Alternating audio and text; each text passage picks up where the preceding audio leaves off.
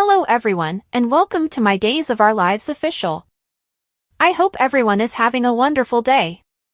Before we begin, please hit the subscribe button and give this video a thumbs up.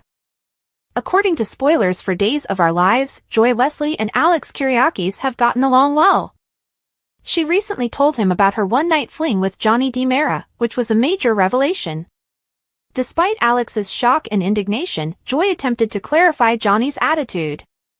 He thought that Chanel DiMera, his wife, was having an affair with Alex, and in Salem, there's no better way to exact retribution than to sleep with a stranger.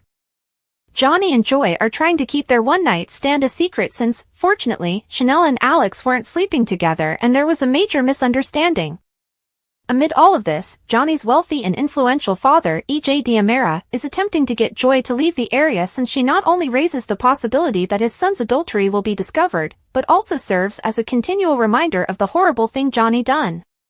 Since Kate Roberts Brady could stop this and it's unclear if she will be informed of the reason why E.J. is willing to pay out the young actress's contract and have her leave town, it appears that Joy won't be leaving Salem.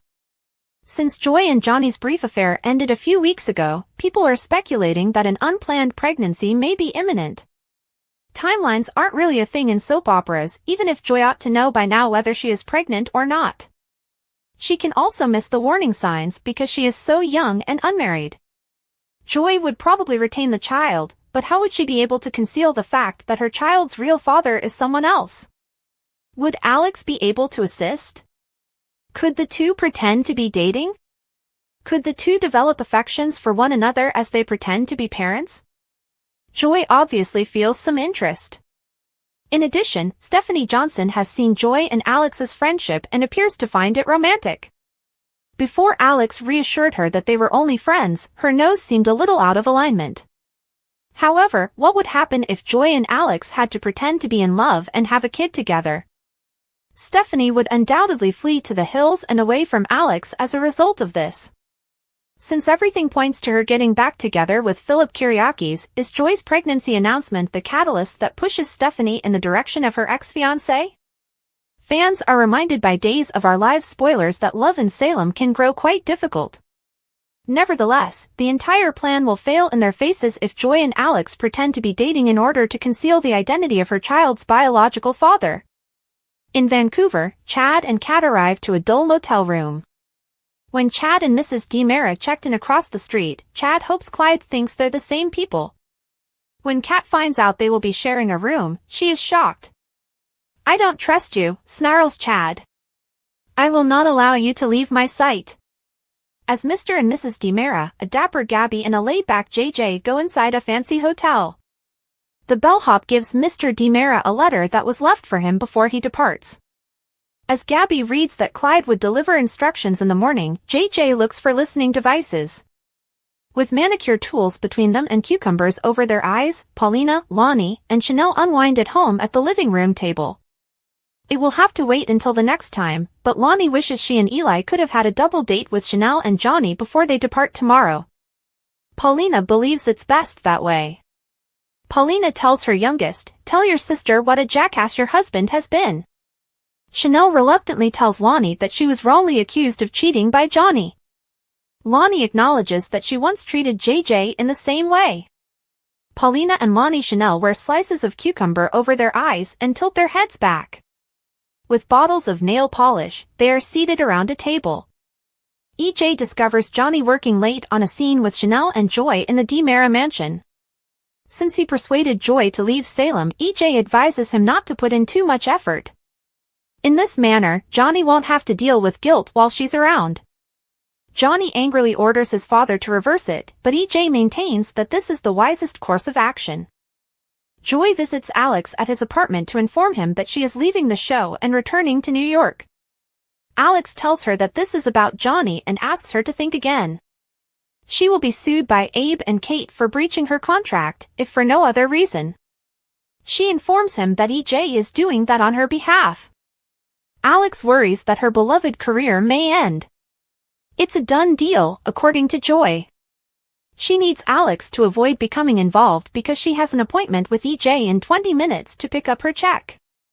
Kat becomes irate with Chad in the motel for giving more thought to his deceased wife's remains than to her mother, who is presumably still alive. He tells her not to mention his wife in such a way ever again. She is still resentful of having to follow his instructions. "I no longer have my own life." Relentlessly, he acknowledges that she is correct, but he lacks the motivation to talk about it. As Kat stomps off to take a shower, he calls Jennifer. After ignoring Jennifer's 6 prior calls, JJ grudgingly takes a call from Jack at the hotel. He tells Gabby that Doug passed away when he hangs up. Gabby is in awe of his and Julie's devotion. A tearful JJ remembers how Doug, aware that it was a mistake, tried to gently talk him out of proposing to Lonnie. It all worked out because she is now married to his grandson. He will be sorely missed. Gabby gives him a hug. Lonnie tells her mother and sister at Paulina's how she slept with Eli after she believed JJ had slept with Gabby. She became pregnant with David Abraham that night, and she thinks about him every day. Chanel, who couldn't forgive Allie for cheating, is relieved that Johnny didn't look for love elsewhere. She doesn't think she could put up with it, no matter how much she loves him. Lonnie is aware that Chanel and her husband have a solid marriage that will only get stronger over time.